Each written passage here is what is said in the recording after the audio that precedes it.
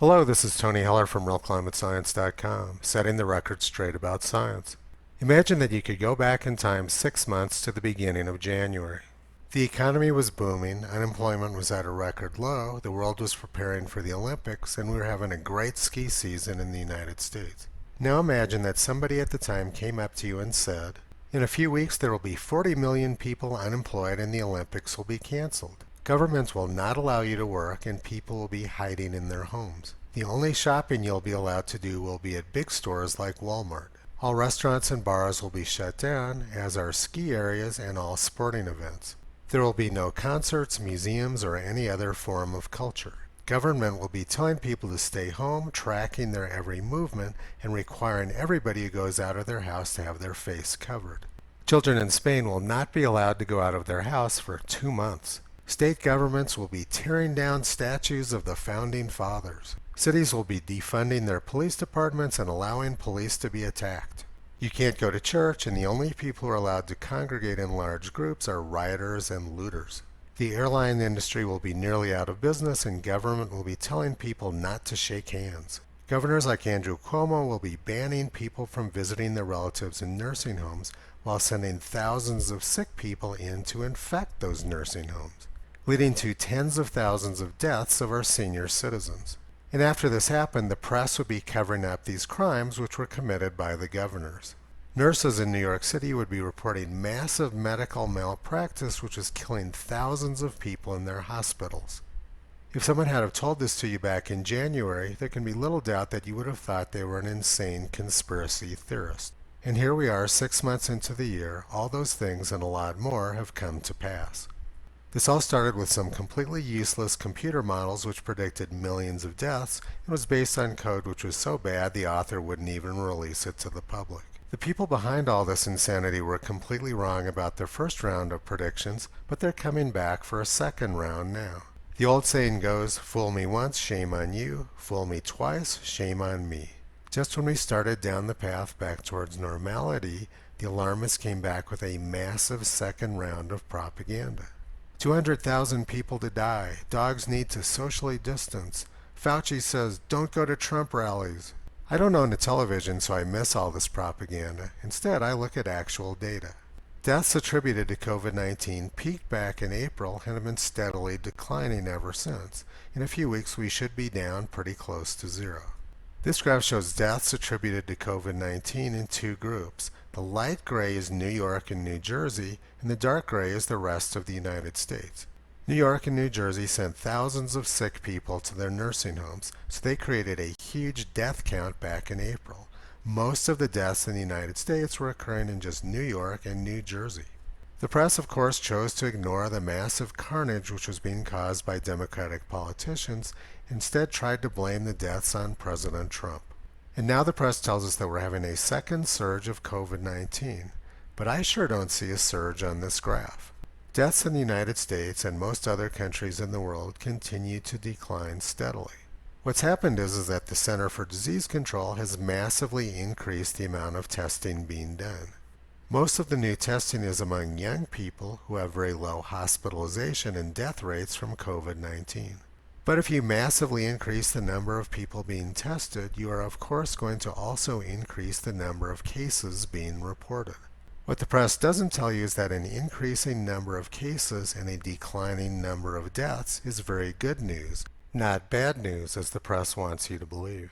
More infections and fewer deaths means a lower death rate and that we are headed towards herd immunity. This is the most important graph, which is the daily death rate, which is the number of daily deaths divided by the number of daily new cases. As you can see, the death rate is rapidly declining and is almost as low now as it was back in early March. President Trump and Dr. Birx explained this in a tweet last week. President Trump said, "The number of China virus cases goes up because of great testing, while the number of deaths, mortality rate goes way down. The fake news doesn't like telling you that." As is normally the case with the fake news corps, they tell us exactly the opposite of what's actually going on. They claim that the reason the death rate was going down was because of the lockdowns, and now that the lockdowns are over, we're going to see a huge increase in deaths again. But there's no valid reason to believe that. Data from Sweden, which never locked down, shows that lockdowns are pointless. Sweden never locked down. They never shut down their under 15 schools. They never shut down their restaurants. And they refused to step on human rights. The press predicted that Sweden was going to have hundreds of thousands of deaths as a result of the fact that they refused to step on human rights. Rather than focusing on the human rights of citizens living today, the press is very focused on ending the slavery problem from 150 years ago. It is unlikely that the press will ever tell the truth about Sweden. But the number of deaths in Sweden, just like in the United States, peaked in mid-April and is now headed down rapidly towards zero. This despite the fact that they didn't lock down. So the press, instead of just admitting that they were wrong, have launched an all-out propaganda war against Sweden's success. The press overpredicted Sweden's death count by a factor of 20, but of course they don't mention that. Instead, they found a few countries around Sweden which had lower death counts, and they focus on them. Norway, Denmark, and Finland did a better job protecting the nursing homes than Sweden did, and as a result they had fewer deaths. The press carefully cherry-picked 3 countries which they could use to make Sweden look bad. Instead of focusing on Bloomberg's cherry-picked data, let's take a look at the larger picture. Bloomberg is based in New York City, where they had the highest death rates in the world due to Governor Cuomo sending sick people into nursing homes. This graph shows in red death rates for countries and states which locked down, and over here on the right is Sweden, which never locked down. Death rates in New York and New Jersey were more than 3 times higher than Sweden. Death rates in San Marino, Connecticut, and Massachusetts were more than double the death rates in Sweden. And death rates in Rhode Island, Belgium, the District of Columbia, Louisiana, Andorra, United Kingdom, Michigan, Spain, Italy, Illinois, and Maryland were also higher than in Sweden, which never locked down. Bloomberg, of course, didn't mention any of this because they're delivering propaganda, not news. The purpose of propaganda is, of course, to demoralize, and they don't want the public to know that lockdowns weren't necessary. The man who masterminded Sweden's strategy, Anders Tegnell, recognized from data from Italy that the vast majority of people who were dying were very old and/or had comorbidities. So he defined a strategy which is fairly standard for viruses. First part is to isolate people at risk. Second part of the strategy was to get the low-risk group exposed so that they could quickly get to herd immunity. The sooner that young people get exposed, the sooner they become immune to the disease, and then they are no longer a threat to the older population. This was the exact opposite of the ridiculous strategy which was done in the United States. In the United States, we sent sick people to nursing homes and tried to keep the young people from getting exposed. All this did was increase the death count and prolong the misery. The man behind Sweden's controversial COVID-19 strategy has characterized lockdowns imposed across much of the globe as a form of madness that flies in the face of what is known about handling viral outbreaks. Anders Tegnell, Sweden's state epidemiologist, said he advised against such restrictions on movement because of the detrimental side effects they often entail. It was as if the world had gone mad and everything we had discussed was forgotten, Tegnell said in a podcast with Swedish radio on Wednesday. The cases became too many and the political pressure got too strong, and then Sweden stood there rather alone. But the reality is that there shouldn't have been anything controversial about what Sweden did, because they did exactly what's always been done in the past. What should have been controversial was the lockdowns. This was written back in March. The theory of lockdown, after all, is pretty niche, deeply illiberal, and until now untested. It's not Sweden that's conducting a mass experiment, it's everyone else. Sweden did better than lots of countries and states which did lock down, and Sweden did it without trampling on human rights or destroying their economy. So now let's look at the second wave of massive propaganda which we're currently being hit with. Dr. Fauci ordered lots of new testing, which you can see with these gray bars. If you perform twice as many tests, you would expect to get about twice as many new cases. So looking at the number of new cases, which is what the press loves to do, is extremely deceptive. We're doing more tests, so of course we have more new cases. The more important line is the blue line, which is the percentage of positive COVID-19 tests. You can see that the percentage of positive tests now is about 1/3 of what it was back in early April. There has been a small increase over the last few weeks, which is mostly due to an increase in testing of young people, who are very unlikely to end up in the hospital or dead. But for Democrats, this is all about political gain, not telling the public the truth. Kelly Butler is a Democratic congressional representative from Arizona, and she's of course trying to blame everything on the Republican governor.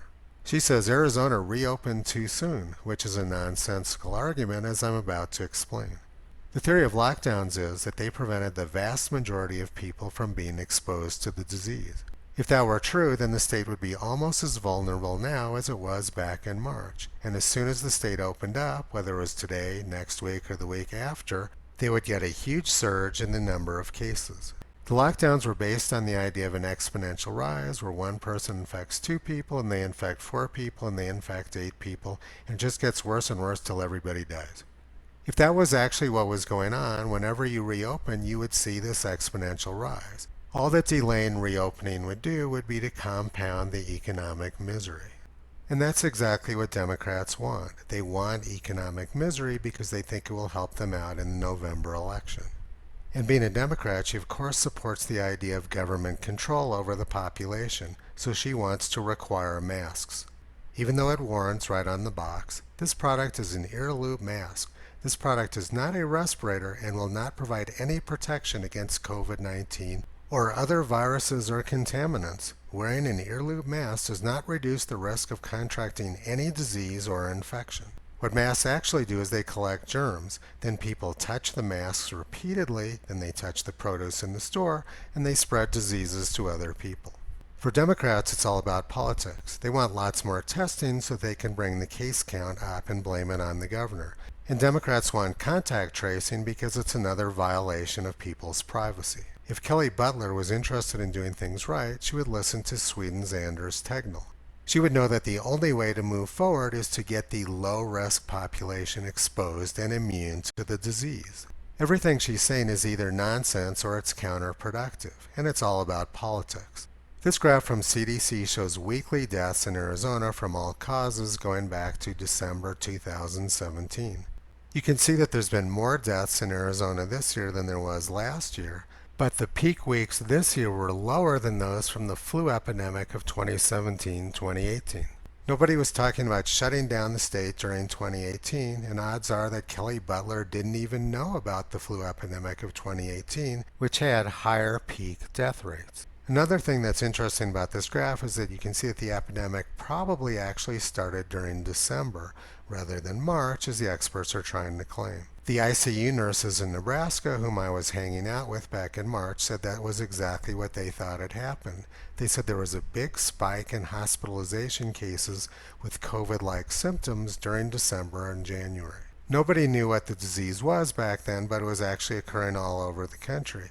And this graph sure makes it look like the epidemic actually started much earlier than the experts are saying. Dr. Fauci has been bragging about his big increase in testing. More testing means more new cases, and more new cases means lots more propaganda from Twitter and everywhere else. Twitter says, the U.S. breaks its national record for the highest number of new COVID-19 cases in a single day. When you do a record number of tests, it's quite likely that you're also going to get a record number of cases. It doesn't mean that the epidemic's getting worse, but it does mean that the propaganda is, of course, going to go off scale. The key metrics are the number of deaths and the death rate, which are both going down. This is exactly what President Trump and Dr. Birx explain, but the press chooses to ignore it because they're doing propaganda, not news. And the press also chooses to ignore the fact that lockdowns have been shown to be totally unnecessary and extremely destructive. Countries like Sweden, Belarus, Japan, and Taiwan never locked down, and they're doing just fine. Kids in Sweden never left school. Their universities are open and their restaurants are open. They didn't violate human rights, and they did much less damage to their economy than the United States did. Another very important factor for understanding what's going on is looking at who's being tested. You can see from this data in Arizona that the vast majority of COVID-19 confirmed cases are in the age group of 20 to 44 years.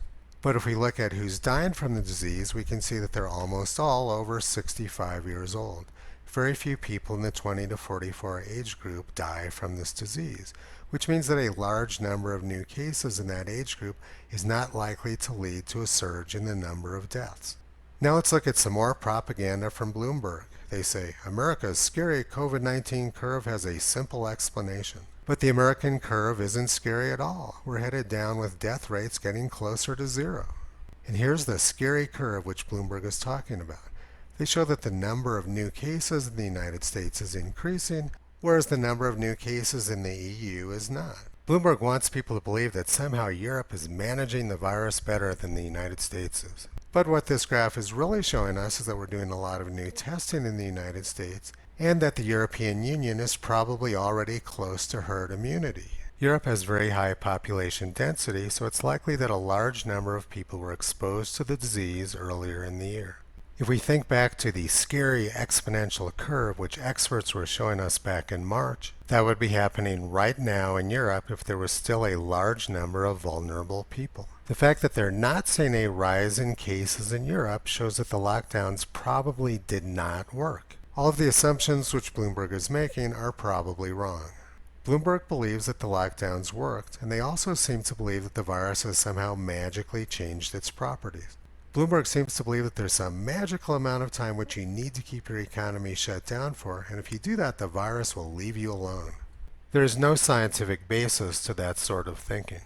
Nothing that Bloomberg's saying makes any sense scientifically, but their propaganda just gets worse. Next up, they blame the increase in infections on mom-and-pop restaurants. Government experts tell us that you can get infected in a small business, but not in a large business like Walmart. And experts say that you can't go to church because church is much too dangerous. The press tells us that small mom-and-pop businesses like restaurants are spreading infections, but not huge crowds of looters, rioters, and protesters. The Washington Post also tells us that Sean Hannity and Tucker Carlson are responsible for the epidemic, but certainly not the Democratic governors who sent huge numbers of sick people into nursing homes and killed tens of thousands of people. As I mentioned earlier, the press is trying to cover up what happened in New York, New Jersey, Michigan, and other Democratic-governed states, and instead blame the problem on Florida and Texas. But if we look at the actual statistics, we can see that deaths in Republican-governed Arizona, Florida, and Texas are much, much lower than they were in New Jersey, New York, Connecticut, and Massachusetts. So of course the press doesn't want to talk about that. And Governor Cuomo of New York, who created the largest death count in the world, has also been criticizing Texas. Texas has the 10th lowest death rate in the country, and it's 1/20th of Andrew Cuomo's New York. Texas also has a lower death rate than Denmark, and if you remember a few minutes ago, the press was holding up Denmark as a model of success. It's all propaganda all the time from the press, and they do everything they can to avoid having the public find out what's actually going on. The reality is that Texas is not having a problem. The press has focused their attention on the Texas Medical Center in Houston, which is right across the street from where I went to graduate school at Rice University. The hospital says that only 28% of their ICU patients are being treated for COVID-19. They can handle the situation just fine, and that it's perfectly normal to have ICU capacities that run in the 80s and 90s. That's how all hospitals operate. If the public knew that, it would be much more difficult for the press to create panic, which is of course their goal. BuzzFeed News tells us that the huge crowds of looters, rioters, and protesters did not spread the infection, apparently because they believe the virus respects social justice warriors, looters, and rioters. But as is almost always the case, BuzzFeed News is lying. The protesters did spread the virus among the police force in Memphis, and some hospital workers in Memphis say that many of the sick people coming into the hospital told them that they had attended the protests. The New York Times predicted 2 million American deaths from COVID-19. The purpose of this sort of propaganda was to raise hysteria and get the country to lock down. The country fell for this insanity, and now we have 40 million people out of work.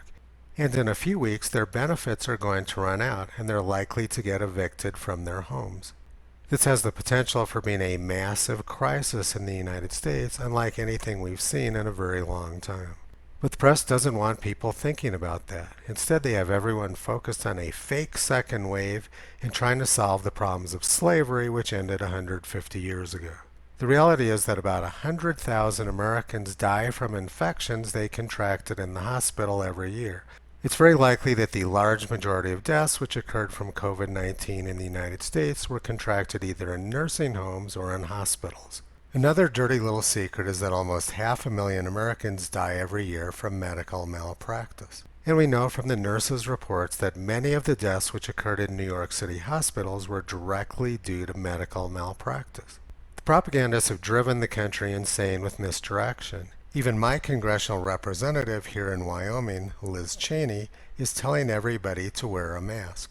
If we had a science-based approach like Sweden, we would be focused on getting to herd immunity rather than constantly obsessing about slowing down the spread of the infection. Maybe Dick Cheney needs a mask, but survival rates for healthy people under the age of 65 are 99.8%. That's about the same death rate as for the flu, and we don't shut down the country and put 40 million people out of work every year over the flu. We need to focus on the real problems facing America, and there are some very serious ones coming up in the near future.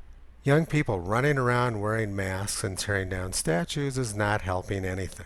Very few things which have happened this year make any sense. And as I mentioned at the beginning of the video, had anyone described to you in January what was going to happen in 2020, you would have laughed at them and thought they were a total nutcase. Toto's best guess is that the propaganda and insanity is just going to continue to get worse ahead of the November election. Toto is pretty good at sniffing these things out. Visit him on the web at realclimatescience.com. He's been pulling back the curtain on junk science and propaganda for a long time.